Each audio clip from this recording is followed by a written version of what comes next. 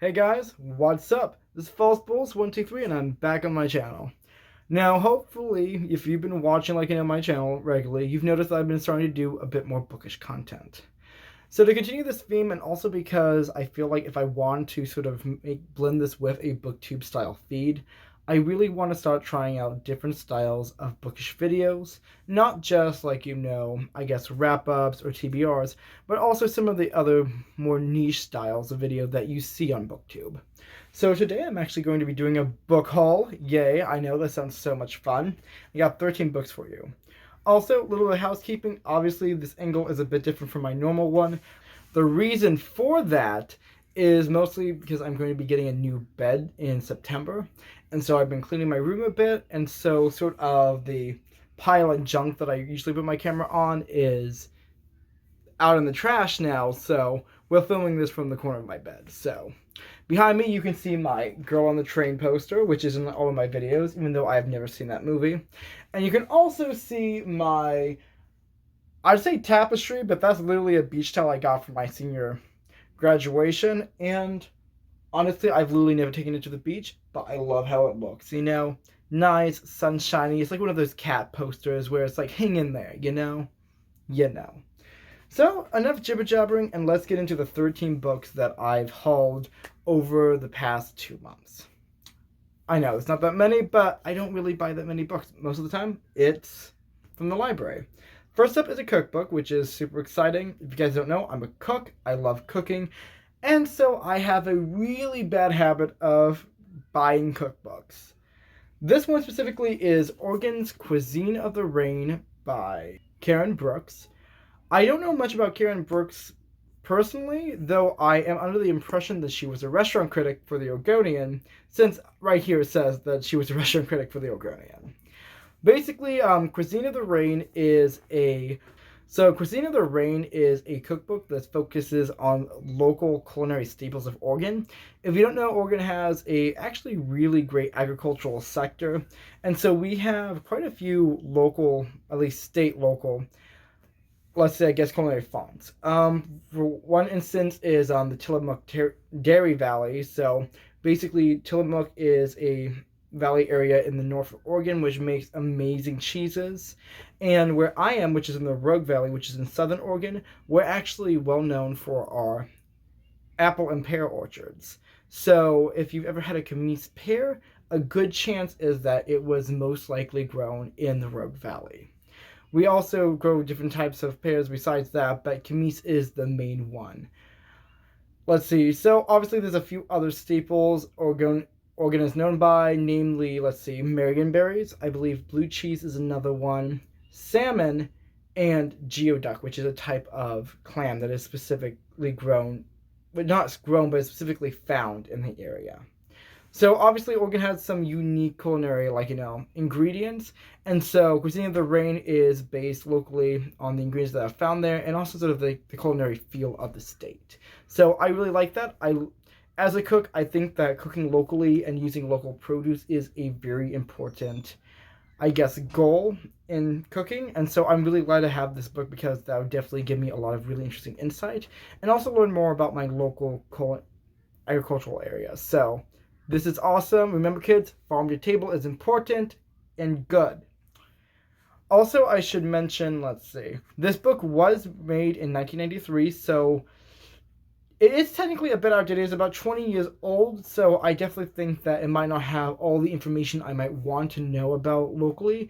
I think especially when it comes to probably, let's say, wine and spirits, since recently, a recent trend we've been seeing in the culinary world is a giant uptick in craft breweries and wineries. And so I'm not sure if Brooke will actually be able to mention that in the book itself.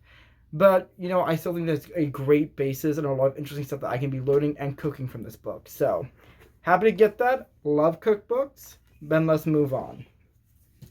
Next up is it's a Barnes & Noble's edition, which is nice, and that's The Jungle by Upton Sinclair.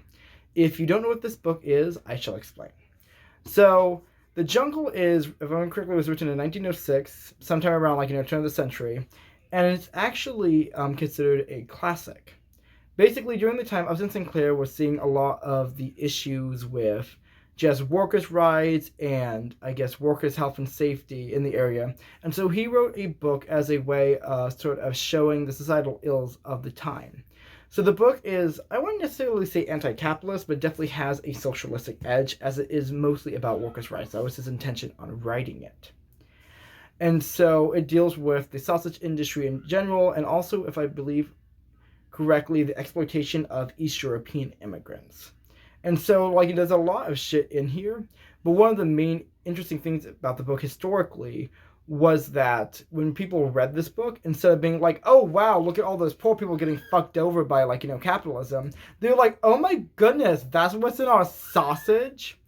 And so that's actually what the famous quote by Sinclair is: I tried to hit America's heart, but instead I reached their stomach, which is just a great quote, if we're being honest.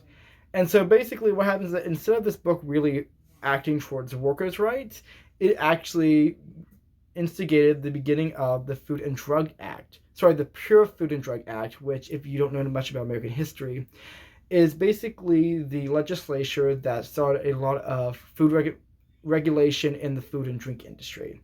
So the FDA was founded as part of the Pure Food and Drug Act, and that basically started regulations with commercialized food.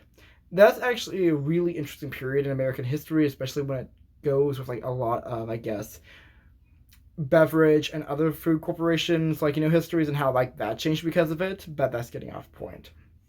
So it's a very interesting and a very I guess important book, especially due to its political, I guess, importance during the time. And so I think it's like definitely something that will be fun to read. The Girl on the Train, by Paula Hawkins. I would like to mention that I have never read this book, which is pretty fucking funny since I literally have the poster on my wall that you can see right now. But I literally just got that poster for the graphic design. I love how it looks. And so I'm really interested in reading this book. One thing that definitely also brought on my radar is I was looking at reviews of a book that I DNF'd, which was A Woman in Cabin 10. That's actually the first book I tried to read this year. And a lot of people compared it to The Girl on the Train. So basically what the book is about is that there is this woman named Rachel who takes the same train to, like, her workplace every day. She's commuting. And she sees this couple, and she gives them fake names, and she, like, makes up stories about them. And apparently one day something happens with the wife, and she's just like, nah, fam, I'm gonna go to the police. And then shit starts going down.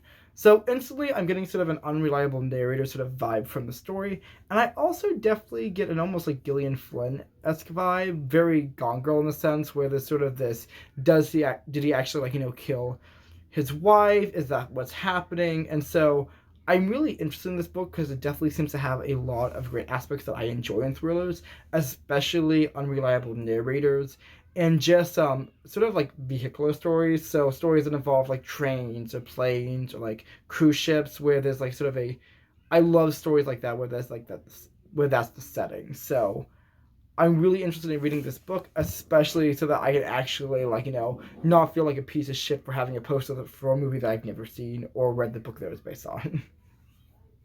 So next up is another, I think, well-known classic, especially due to its political social commentary, and that is Silent Spring by Rachel Carlson.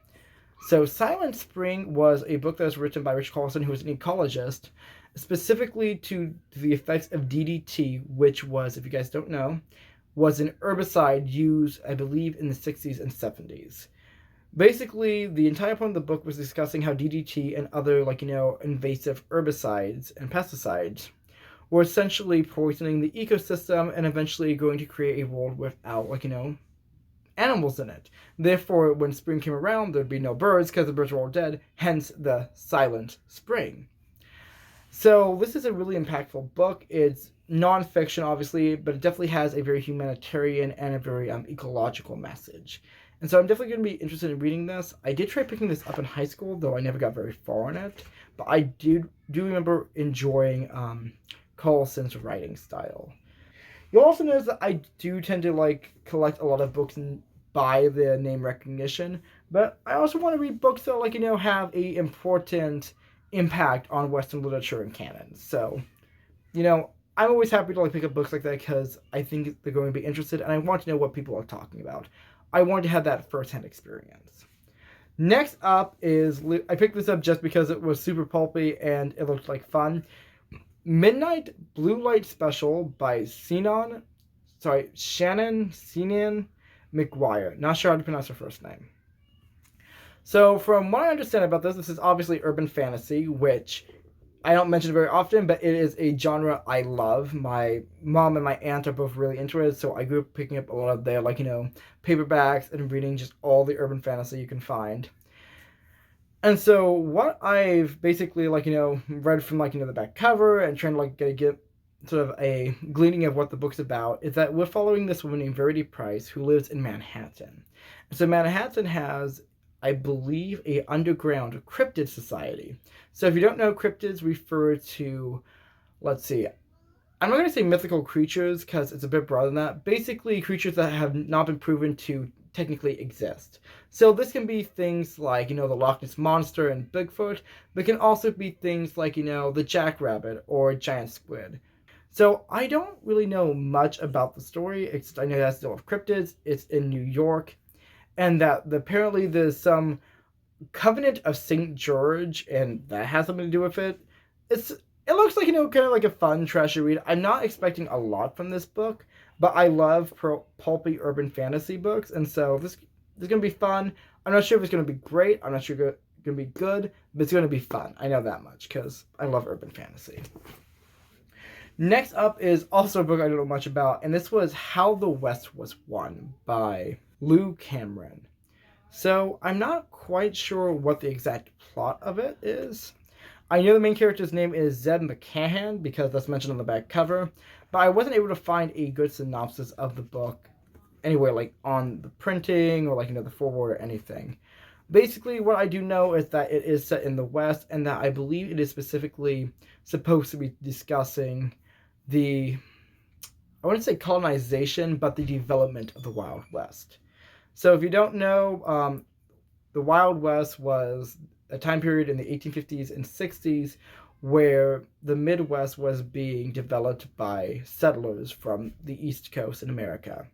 The Western genre is based, I wouldn't say necessarily historically from this time period, but it's definitely on a romanticization of a lot of historical elements of the time period. So Westerns are typically, denoted by the use of cowboys, often Native American tribes, to various degrees of, I guess, authenticity and not being fucking racist, and a lot of other things. So I know that How the West Was Won is a very classic Western novel. I know it's sort of the epitome of Western novels, and so I'm going to be interested in reading this because I've not read a lot of Westerns, though I've always been fascinated by the genre. So I think this will be good. I definitely want to see how this holds up to a modern day reading, especially since a lot of Westerns do have, I'm going to say, not the best Native American representation. So I'm really interested in reading this, seeing what it's about, especially since it's such a well-known Western book. And I know this referenced a lot in sort of circles where people talk about Westerns. So moving on is a book that I am also really excited for. This is by one of my favorite authors, and this is The October Country by Ray Bradbury. So Ray Bradbury, if you don't know, was a 1960s sci-fi writer, and he's actually so basically there's considered three grades in classical sci-fi, at least to my understanding, or at least which is Asimov, Bradbury, and Arthur Clarke, and I don't remember what Isaac Asimov. And so Bradbury was, I believe, what people call the humanitarian because he had very character-driven stories. Now, Ray Bradbury only ever wrote one novel, which is Fahrenheit 451, but he was a very prolific short story writer. Short storyist? Not sure. And so most of the books that he's published tend to be short story collections. Now, a few of his books, like The Martian Chronicles, for instance, has a linear narrative and they have uses of vignettes to tie together sort of more abstract storylines.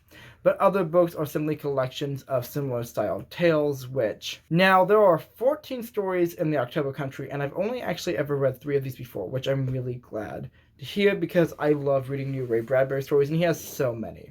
So the 3 that I've read is Skeleton, which, if you've ever seen that meme about, If you ever feel restless at night, your skeleton trying to break free soon. I'll put a picture right there if I can find it.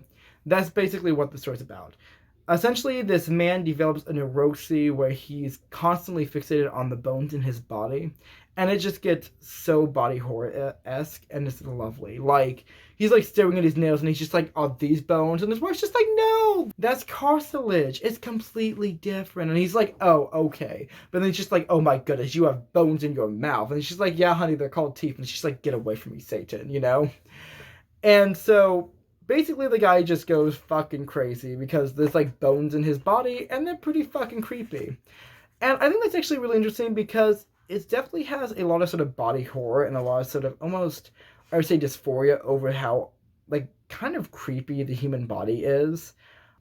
Moving on, the second short story I've read is The Crowd, which is basically the sort of conspiratorial story where this man basically finds out that in all of these car accidents, when people photograph the crowd of like looky-loos, the same people keep showing up again and again in the backgrounds. And so it's like this huge group of people who are constantly there witnessing disaster, like some sort of heralds or watchers. And basically that ends up with him getting hit by a car. So it's a really interesting and innovative story, and I remember loving it to bits because it was just so strange and so odd. And the third one, which is probably one of my top 10 Ray Bradbury short stories, my absolute favorites, is The Small Assassin. Which all I'm going to tell you is that there is a, like, newlywed couple, they just had their first kid, and the baby's a serial killer. All I'm going to tell you, read the fucking short story. It's somewhere on the internet. It's amazing. So, I'm always happy to have Ray Bradbury in my collection. I see a Ray Bradbury book, I buy it. One of these days, I will find The Dark Carnival, and then I will sell it for $1 billion because it is very rare. Next up is another book that was pretty interesting to find is Kitchen Confidential by Anthony Bourdain. I thought that I actually owned this book before, but I'm pretty sure I owned a memoir by Jacques Pepin, who is a completely different person. One of the reasons why I picked this up is especially since Anthony Bourdain, I believe, passed away in 2017, 2018? A few years ago, and so I definitely wanted to pick up one of his books, actually get to know a bit more about him as a cook, since I didn't really know much about his career when he was alive. So the subtitle of this book is Adventures in the Culinary Underbelly, and so it's basically him talking about, I believe, a lot of the more less savory aspects of the industry.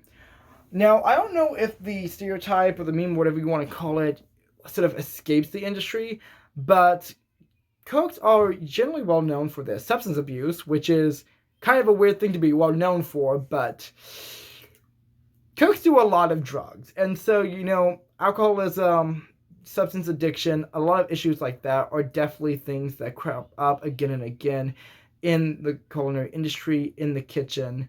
And so there are definitely some sort of sordid, scandalous details that definitely make the waves, in cooks' lives. And so Anthony Bourdain, I know, was, a very outspoken person, and so I'm really interested in reading his work. Another cool aspect about this book is that it includes handwritten, and I'm going to show you the back steps, and you see that. It has handwritten sections of it that were actually written by Anthony Bourdain himself. So I think that's actually really interesting to actually see the writer's actual handwriting in the book besides just print. So I think that's pretty cool. So I don't know much about Anthony Bourdain, but I am interested in reading his book just because I like food writing, and he is a very well-known and very influential chef, even posthumously. So next up, and my mom wants me to finish this already so that she can read it, because my mom actually just read the Testaments, and that is The Handmaid's Tale by Margaret Atwood. If you don't know, The Handmaid's Tale is pretty iconic in pop culture right now, or at least it became really popular in pop culture a few years ago, because this is a feminist dystopian science fiction novel. Basically, this is set in a world where there are these handmaids, which are essentially a secondary class of female citizens whose only purpose is essentially reproduction. In this world, fertility is at an all-time low. The population is very much diminished because there are only a handful of women that can actually reproduce. And so instead of these women being revered as king gods or something cool like that, they're basically shoved under the most extreme totalitarian rules and oppression, and basically become, essentially they become secondary citizens, or in a much more realistic tone, a slave class. And so it's going to be very interesting to read this book. I know that it's considered very, so I'm really interested in reading this because it has a lot of very fascinating ideas and world building as far as I understand.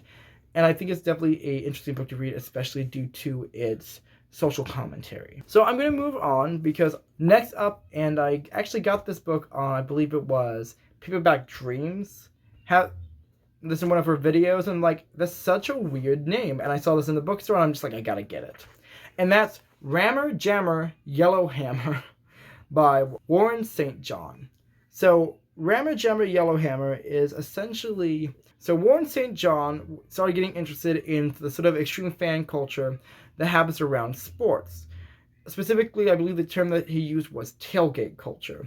And so what the guy did was he got a RV, and he started, like, basically being like, a sports groupie, going from like one place to another and sort of interviewing people, talking about like, what they are so passionate about, like, sports teams.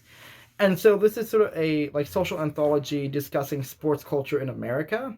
And I think that sounds really interesting. It's a series of essays, and I like essays. And while I'm not interested that much in sports nonfiction or sports, like, writing at all, it does seem like a really interesting concept, and it looks like fun. So I'm going to definitely check that out, see if it's like any good.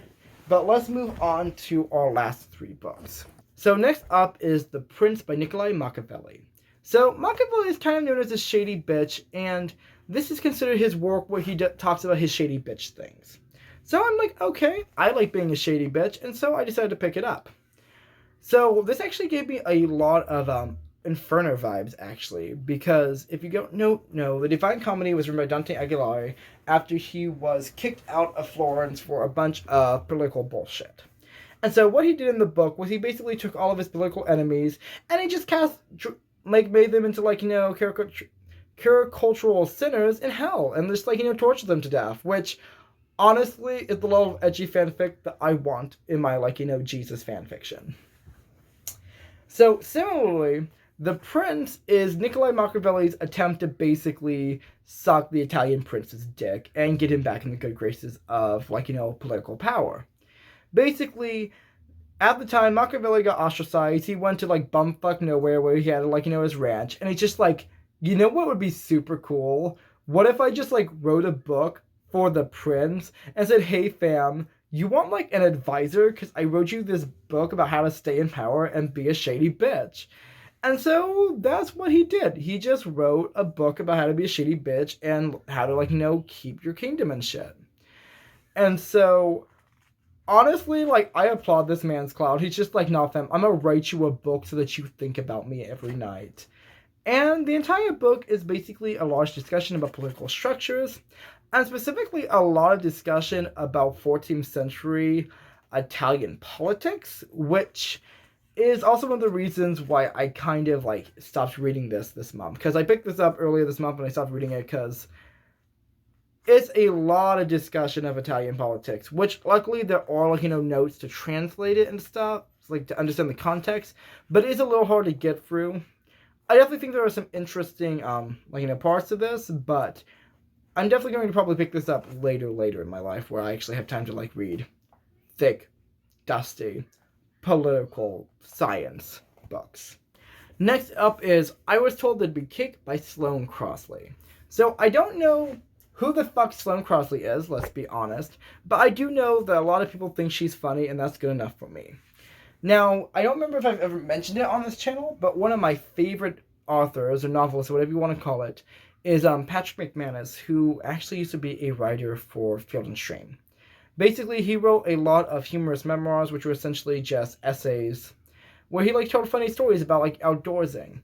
I imagine that Sloane Crosley does something similar, but with the promise of cake. I haven't actually had a chance to open up this book or read it, but it does look really interesting, and I know that as a style, I love humorous memoirs and essay stories, and so I'm excited to pick this up, especially since this is definitely the type of book I like to read. Also, I just really like the front cover. Like, it's flowers, but if you look closely, this is actually like a mattress or something, and that's the shit I like to see in book covers. So, we're going to get to my most anticipated book of this haul, and also the only one that I actually paid good money for, and that is The Only Good Indians by Stephen Graham Jones. So, I wasn't able to find a really detailed plot when I was first looking at this book, but I'm going to give you a better one now that I've actually, opened the book up and started reading it. Basically, the book follows four Native American men after they've left, at a later point in their lives after, their teenage years. But what's happening is that they're all being haunted by the ghost of, I'm going to say spoiler a little bit and say an elk. And I don't really think that's much of a spoiler considering how prominent the elk is on the front cover. But basically, they're being haunted by the memory of some fucked up shit they did as kids, and it's coming back to bite them in the ass and murder their families.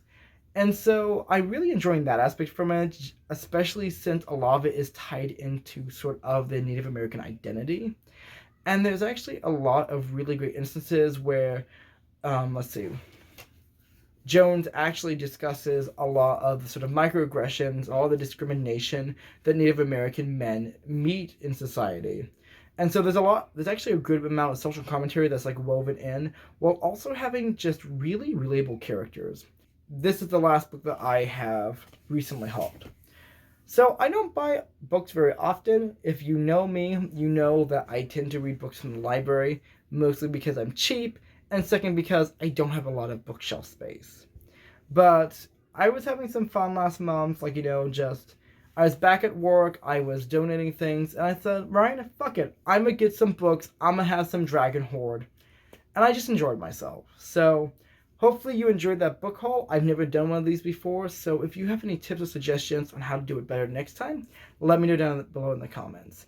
If you're excited about any of these books, or you have any book recommendations for me, tell me down below in the comments. If you think that my hair is super stupid and you don't like this hat, tell me down below in the comments.